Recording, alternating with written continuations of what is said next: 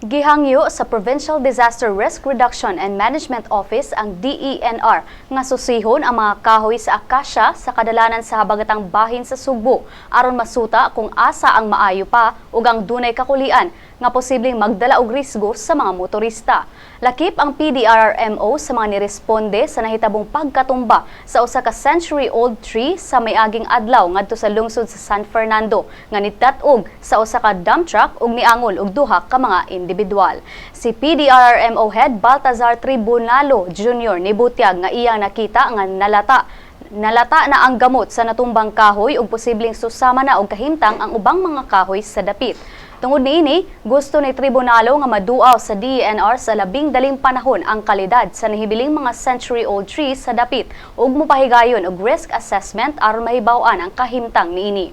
Giklaro ni tribunalo pabor siya pagproteher sa kalikupan pinaagi sa pagsalbar sa mga kahoy apan kung kini makahatag na og risgo nagtuo siya nga mas maayong pamutlon na lang kini.